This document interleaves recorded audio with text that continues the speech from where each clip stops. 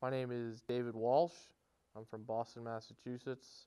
I am the director of Showcase Baseball here at Sluggers Fury. I'm also assistant baseball coach and recruiting coordinator at Framingham State University. I started at Sluggers Academy 5 years ago. At the time, I was the varsity head coach at Fenway High School. I had been at Fenway for 6 years at this time. I wanted to get myself into travel baseball because eventually I wanted to get myself into college baseball. I was big into the player development scene, into lessons. I wanted to coach additional teams in the summer, not just coach in the spring. So I saw an ad online for a coaching position here at Sluggers, and I applied. So to be quite honest with you, when I was done playing ball, I didn't really know what I wanted to do anymore. Like all ball players, you kind of like get lost because you're part of the game for so long. So I decided, maybe coaching was my route into baseball again. My athletic director, who was at the high school, was also my AD at the same high school where I graduated from, had reached out to me and asked me for an opportunity to be a coach. And I took that opportunity, and I was with them for 5 to 6 years. And during those 6 years, 5 years, we made it to a state tournament. And then I decided that, with the amount of volume of coaching high school ball, I wanted to try to transition into college. And what that really looked like for me was Pine Manor at the time was just having their inaugural year, and they were heavily recruiting in the inner city where Fenway High School is located. And I just reached out to their head coach and said, would you be interested in sitting down with me and talking to me about inner city baseball? I know a lot of the kids from in the inner city. I think it'd be a good fit. I could help recruit for you. And that kind of just went into, okay, you're hired. You're the assistant coach. You're now the hitting coach. You're now the recruiting coordinator, and then eventually became the associate head coach at Pine Manor College. And I was there for 1 year and then decided I wanted a different scenery, and I applied to other positions in the college level. Well, I was in Iowa coaching a collegiate summer team as the head manager, and then Southern Maine Community College reached out, saw my resume, asked me to be the assistant and the hitting coach for them for the fall of 2018, and then the spring of 2019, I was promoted to head coach. So I was the head coach at Southern Maine Community College, 2019. In our first year, we went to the College World Series, which was the school's first time in 8 years. So that was a nice little hiatus to break, if you will. And then been there since up to this past pandemic year, where an opportunity at Framingham State with Coach Callahan, who's a good friend of mine, gave me an opportunity to go help him build a program at Framingham State University, and that's where I am today. So for me, when I'm, my mentality when I was a player, even when I'm a coach, it's all about, work ethic and grinding and getting better, find ways to get better every single day. Like I ask my players here at Sluggers, as well as Framingham or SM or wherever I'm coaching every day, I ask them, what you do today to get better? Whether that is, being successful in the classroom that day, or whether that is getting a lift in or getting extra ground balls.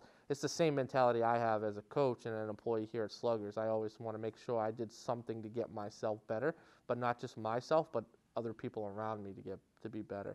And that's kind of how I handle myself here at Sluggers Academy, whether it's doing lessons or whether it's being a coach or the director of a showcase program or whatever my role is in this building in that particular day. I always try to make sure that whoever I'm working with is getting better, and I got myself better at the same time. Yeah, this is a great question. I think like the first thing I do is make sure they understand realistically where they stand. I think a lot of programs or a lot of coaches, tell kids things they want to hear. I tell them how it is, and I'm very honest and realistic with them. And I know sometimes that tough love it's tough for those kids, but at the end of the day, it's their life, and we don't want to toy around with it. So the first thing I do with my 16-year-olds is I let them know, hey, listen, this is kind of the realm of where you could realistically play. I want you to start researching some schools that are at this level. that both fit you academically, number one, and athletically, number two.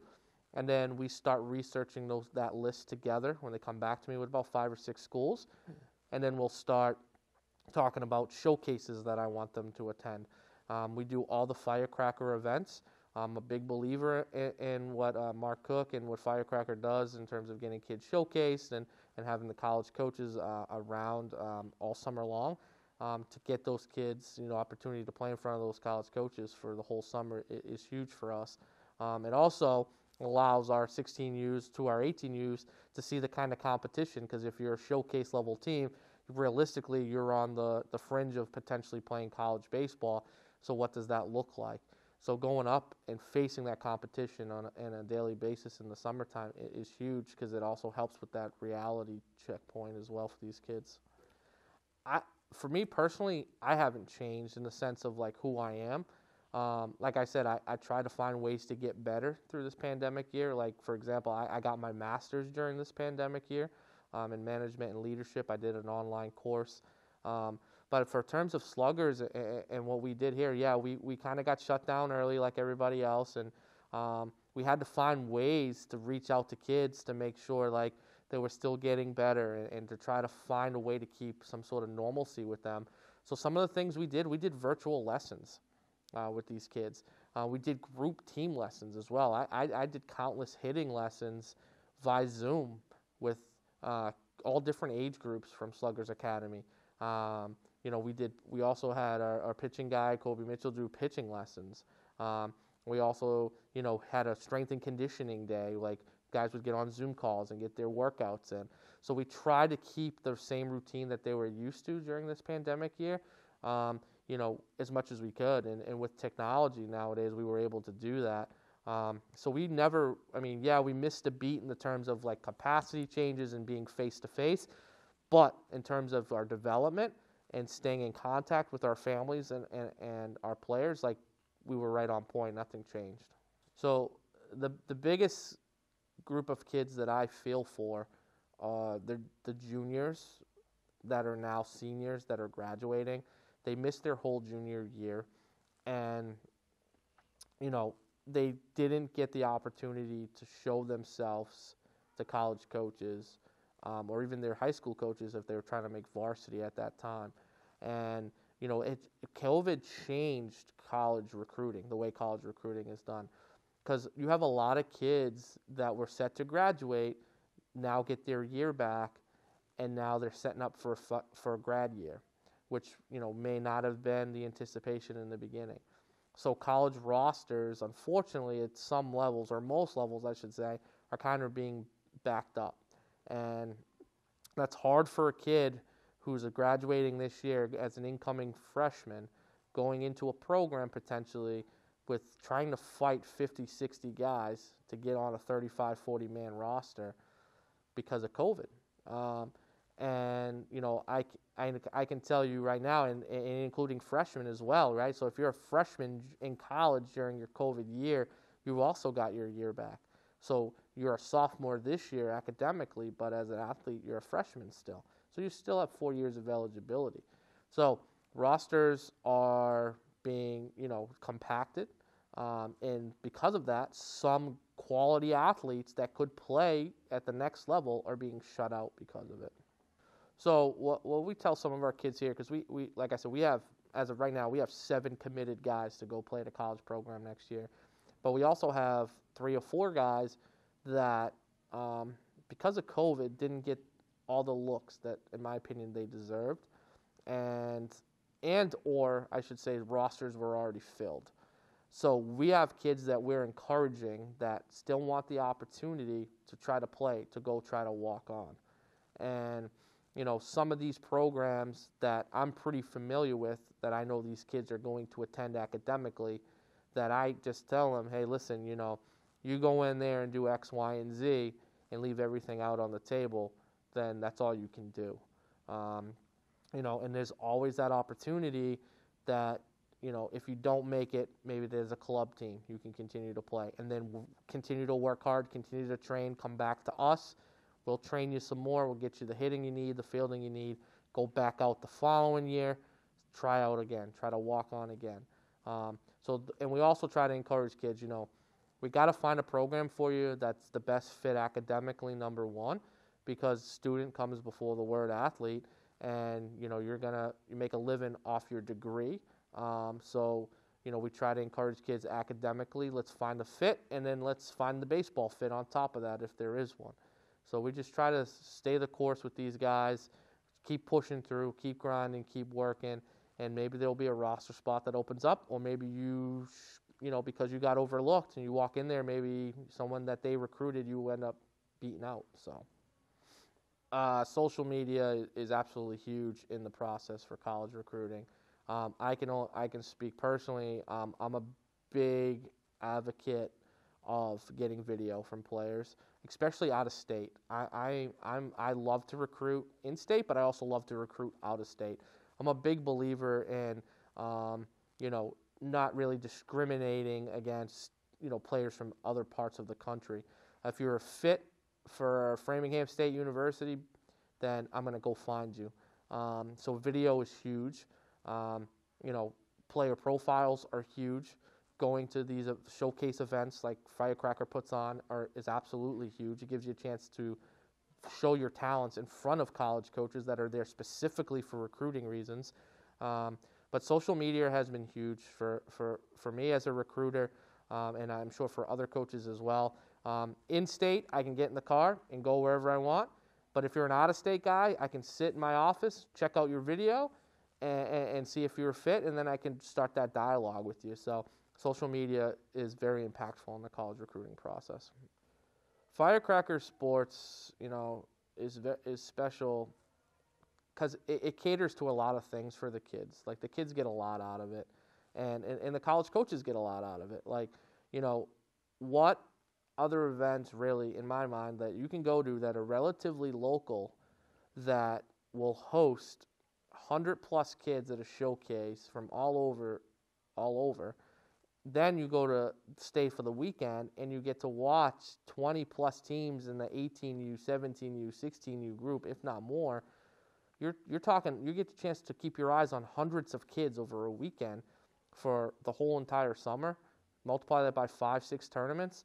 You got your eyes in front of 600 players. So from a college recruiting standpoint, like, it's for me, it's the mecca for recruiting. I can't tell you the number of kids that I've got to come for visits and commit when I was at Southern Maine Community College as the head coach, like, from Firecracker events, that kids either got overlooked or I seen them playing because I was there recruiting either at the showcase, or I was there as a site supervisor, or I was there just recruiting, doing a scout book for Firecracker.